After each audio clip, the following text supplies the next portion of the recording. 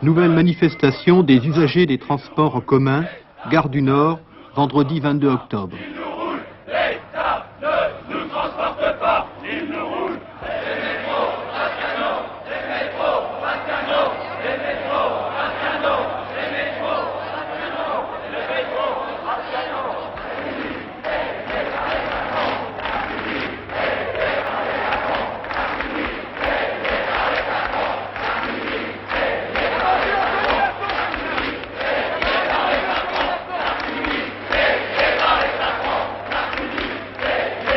Prenez les transports en commun depuis combien de temps? Oh, ça fait peut-être une vingtaine d'années. Et je vois toujours la même foule, le même mouvement, le même compressé. Je voyage toujours assis. Je veux dire debout, pardon. Qu'est-ce que vous pensez, monsieur, des transports en commun? Moi, je m'en sors pas. Et qu'est-ce que vous faites ici? Je marche à pied. Qu'est-ce que vous faites dans une gare? Dans une gare, je prends juste mon train, c'est pas un train. Enfin, là, je suis... C'est quand même un transport en commun. Oui, mais moi, je suis bien. Je suis avec les brouillards, j'ai des trains tout le temps que je veux. Qu'est-ce que vous pensez des transports en commun? Oh, ben, je suis comme tout le monde, hein. Ça devient scandaleux. D'ailleurs, on est serré comme des sardines là-dedans, c'est honteux. C'est plus des wagons de voyageurs, c'est des wagons à bestiaux.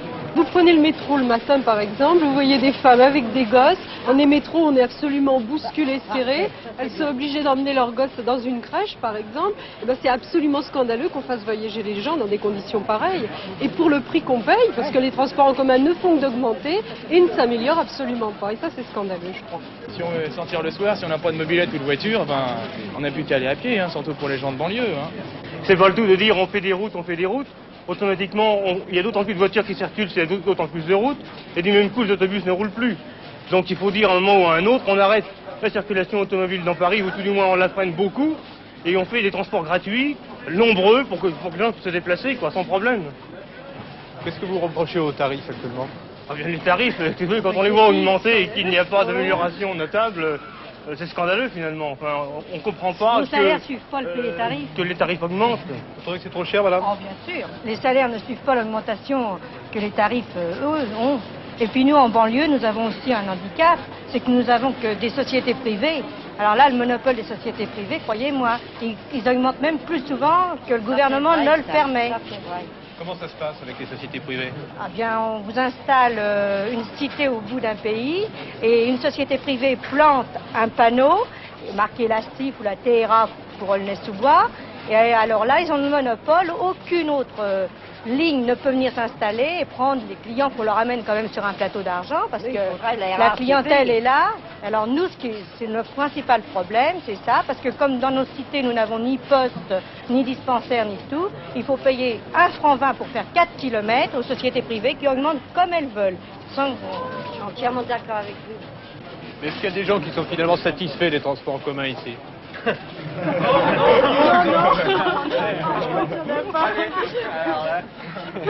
Franchement, s'il y a quelqu'un qui a le courage de dire qu'il est pour les transports, c'est pas possible. La réalité, c'est comme pour les impôts. Je crois qu'on est tous d'accord, c'est nous qui payons.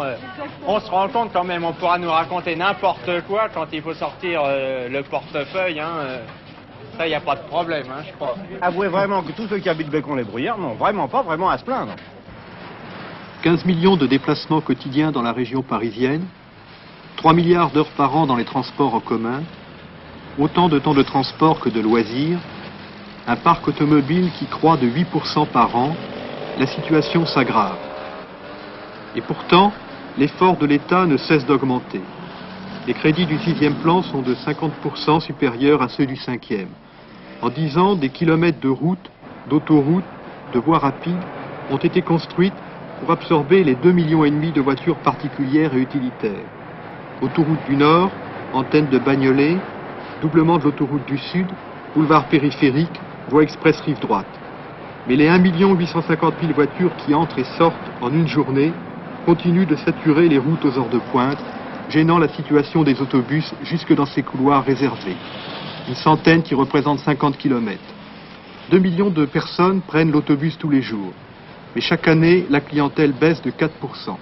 La RATP fait pourtant des efforts. 4000 véhicules qui ont moins de 10 ans d'âge.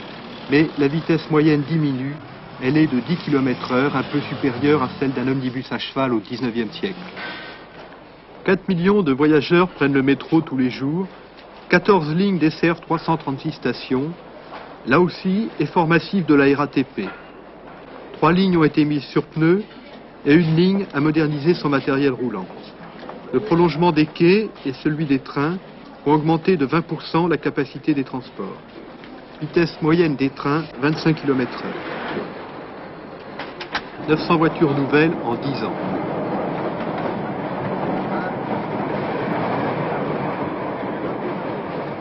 Malgré cela, 74% des voitures datent d'avant 1939 et 13% d'avant 1914.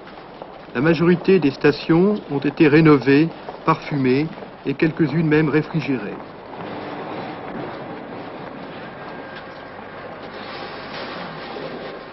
Trois lignes ont été prolongées depuis 1951.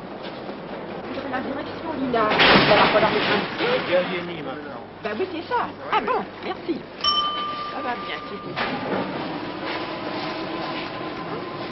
140 escaliers mécaniques ont été installés, coût 250 millions chacun.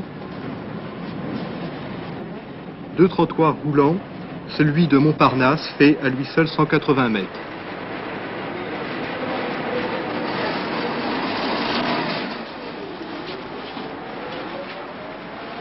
Pour les habitués de la longue marche souterraine, une dernière amélioration, les départs programmés. Une pendule électronique calcule la distance qui sépare deux trains et permet de réduire cette distance ainsi que le temps d'arrêt dans les stations. Beaucoup d'efforts pour transporter les 4 millions de voyageurs quotidiens, mais toujours 8 personnes au mètre carré aux heures de pointe et 1,4 milliard de déficit de la RATP avant la dernière augmentation des tarifs.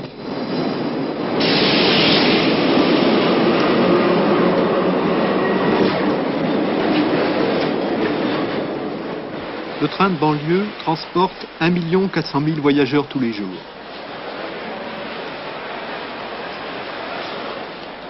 Là aussi, la SNCF a beau augmenter les véhicules de 30% en 10 ans, électrifier et moderniser le matériel, les conditions de confort restent insuffisantes et les trains bondés aux heures de pointe.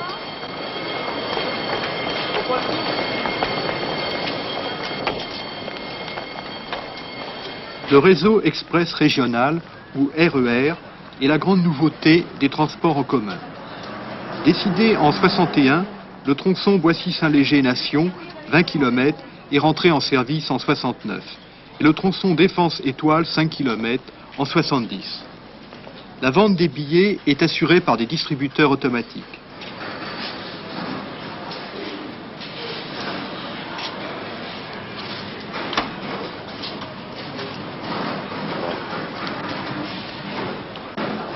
Ici, la poinçonneuse a disparu. La perception des types de transport est automatique par tourniquet et le contrôle se fait électroniquement par des marques magnétiques sur les billets. Les services rendus par le RER sont bien différents de ceux du métro. Aux heures de pointe, ils transportent jusqu'à 50 000 personnes à l'heure à 60 km de moyenne dans chaque sens, avec des pointes de 100 à l'heure.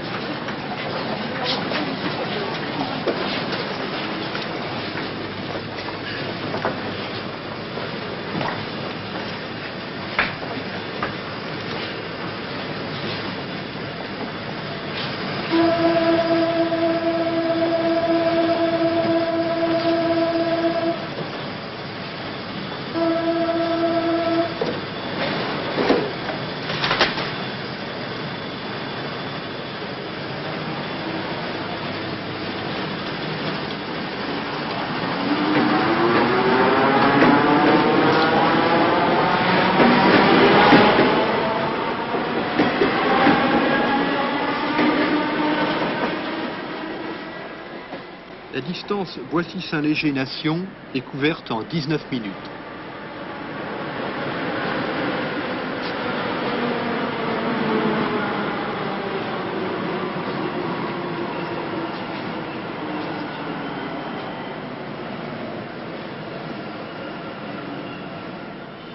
L'année prochaine, le RER ira jusqu'à Saint-Germain-en-Laye. Mais il ne rendra vraiment service que quand il traversera complètement Paris. Pour les plus optimistes, ce sera fait en 75, pour les autres en 78. Les travaux coûtent cher. Estimé au départ à 2 milliards, le coût final sera de près de 4 milliards. Beaucoup pensent qu'il faut créer des moyens de transport nouveaux, mais que l'on pourrait aussi utiliser les infrastructures qui existent. C'est le cas de M. Biget et Schmider, deux ingénieurs, auteurs d'un livre sur les transports urbains. Et voilà, nous sommes à la station Maison Blanche, de la petite ceinture. Vous voyez, les quais sont encombrés. Et qu'est-ce que c'est que cette voie? Eh bien, c'est la voie de la petite ceinture qui était utilisée jusque dans les années 30 pour le service des voyageurs, qui a été supprimée. La petite ceinture éviterait l'encombrement des gares centrales et permettrait aux voyageurs de ne pas rentrer dans Paris. À 20 km, également inutilisée, la grande ceinture faciliterait les liaisons de banlieue en banlieue. Problème de plus en plus préoccupant. D'autres projets feraient gagner du temps, la liaison Invalides-Gare d'Orsay et le prolongement de la ligne de Sceaux jusqu'à Châtelet. M. Biget et Schmider déplorent le temps que l'on perd pour réaliser ces projets, mais aussi la lenteur avec laquelle on réalise le RER. Pour le tronçon central, on devrait être en train de le réaliser depuis le début du 6e plan, puisque c'est une des opérations dont nous sommes sûrs qu'elle doit être faite au 6e plan. Actuellement, au bout de la première année d'exécution du plan, on est encore en train de l'étudier. Aussi bien au Châtelet qu'à la gare de Lyon, ces études-là devraient être terminées depuis 5 ans. Pourquoi cette lenteur? Sans doute n'y a-t-il pas de la part des pouvoirs publics un enthousiasme inconsidéré à poursuivre ce projet. À un certain moment même, il y a quelques années, la tentation avait été très forte d'arrêter les travaux là où ils en étaient et de relier Aubert à Nation par un système de mini-tubes, comme on disait. Et pourquoi les pouvoirs publics sont-ils si lents à réaliser le RER? C'est trop cher? Non, il n'y a pas que la question de coût. Ils se préoccupent beaucoup du transport par automobile. Je pense que c'est un élément prépondérant. Également, un autre élément prépondérant, c'est l'influence dominante du secteur d'activité de l'automobile dans les décisions qui sont prises dans les ministères. Cette influence n'est pas directe, elle n'est pas institutionnalisée, elle n'en est pas moins efficace. C'est ça, c'est le poids de l'industrie automobile sur l'activité économique, donc sur le politique. Alors, ça ne serait pas grave, trop grave, s'il y avait une influence pour contrebalancer. Mais qui donc voulez-vous qui défendent les transports publics? Les transporteurs, ça leur est difficile. Ils sont d'ailleurs pour la plupart en déficit. D'autre part, il ne faut pas oublier que ce sont des sociétés nationales, ce qui laisse les moins de liberté pour défendre devant le gouvernement les positions. Les associations d'usagers, ce sont plus ou moins des groupuscules. Leurs moyens matériels sont en tout cas considérablement plus faibles que ceux du pétrole, de l'automobile, des pneumatiques et de toutes les activités qui se rattachent à l'automobile. Et l'aérotrain? L'aérotrain, vous savez que le grief essentiel qu'on peut lui faire, c'est qu'il n'a pas la capacité de transport des moyens ferroviaires traditionnels. Et que son coût d'utilisation est tel que ça n'est pas précisément un engin de desserte d'une population laborieuse, mais plutôt quelque chose de luxe pour des présidents directeurs généraux. Les transports publics, la route, l'usage de l'automobile en ville, tout ça est en rapport étroit avec l'urbanisme, ce qu'on veut faire de la ville, la pensée urbaine qu'on veut mettre en œuvre, on ne peut pas les séparer.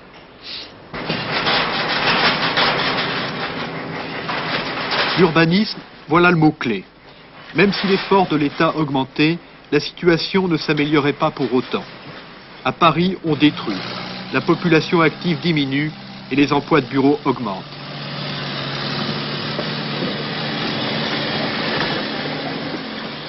Paris compte 2 millions d'emplois pour 1 300 000 personnes actives.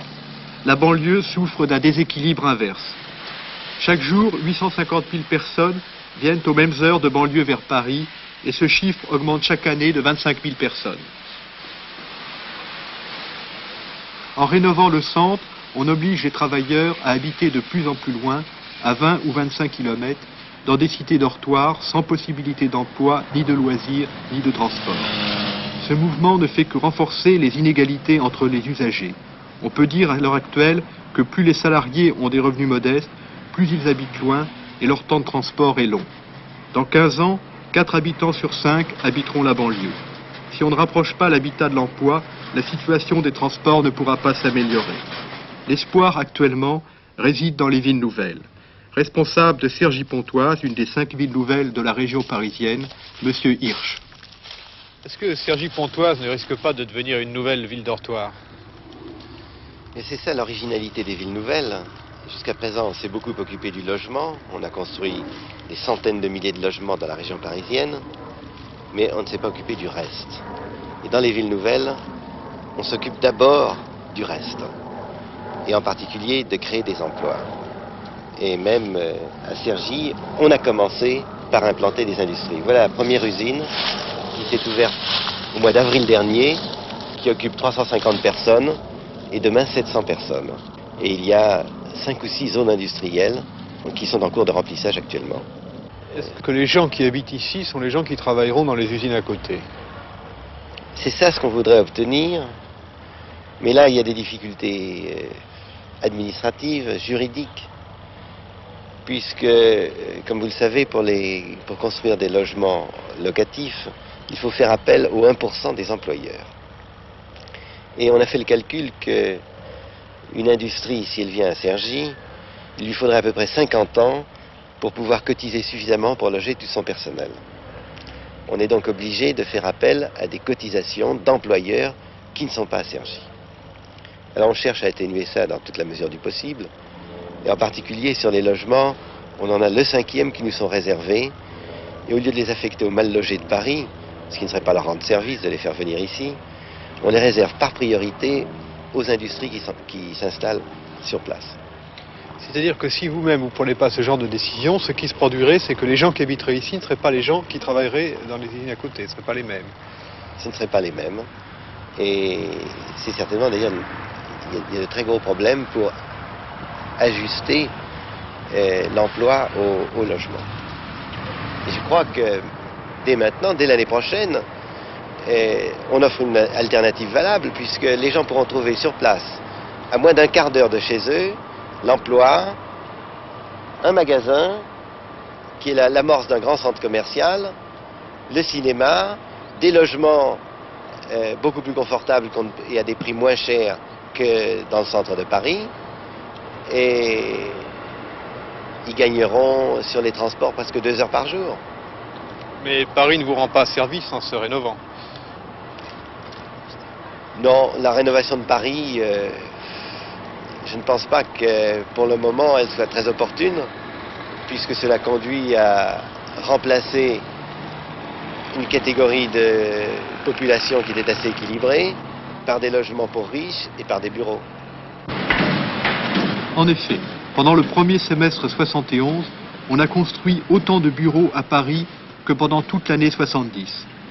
Le transfert d'un emploi de Paris en banlieue représente pourtant une économie de 20 000 francs en matière d'infrastructure de transport, à laquelle il faut ajouter un gain de temps d'environ 80 minutes par jour. Mais le mauvais exemple vient d'en haut. Ici, la préfecture du district a installé 3 bâtiments dans le 15e arrondissement. Les compagnies d'assurance ou les banques comme, au fond de Seine, la compagnie bancaire. Et même les ministères. Près du périphérique, le bâtiment de l'armée de l'air. Mais que faire quand on sait que 1 km de périphérique coûte 50 millions, le prix de 800 HLM F4? Nous avons demandé à M. Chaudière, président du comité consultatif économique et social, quelle était l'autorité dans le domaine des transports en commun. Eh bien, elle est très diluée. Il y a d'une part, bien sûr, la responsabilité de la RATP, c'est évident, de la SNCF pour toutes ces lignes de banlieue. Il y a le préfet de police, il y a le préfet de la région puisqu'il est président du syndicat des transports. Il y a toutes les compagnies privées de transport en commun également.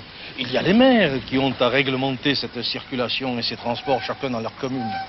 Donc, il y a les ingénieurs des ponts et chaussées. Enfin, si vous voulez, nous avons là toute une série de personnes, d'institutions, d'organismes qui doivent se concerter et qui, devant l'opinion publique, doivent se mettre d'accord pour une politique cohérente des transports en commun dans cette région. Et est-ce que toutes ces personnes arrivent à se mettre d'accord? Il faudra bien qu'elles s'y mettent. C'est une question de survie. Il n'y aura pas de vie économique, ni de vie sociale, ni de vie culturelle dans cette région parisienne si on ne règle pas rapidement, c'est urgent, il est encore temps, mais juste le temps de régler ces problèmes de transport en commun. Ils deviennent irritants à un tel point que on peut les poser et les indiquer comme vraiment le problème numéro 1 de notre région. Le problème des transports en commun, comme les problèmes de l'urbanisme, comme le problème de l'aménagement des villes, l'aménagement du territoire est un acte politique. Il faut un patron dans la région parisienne responsable des transports en commun.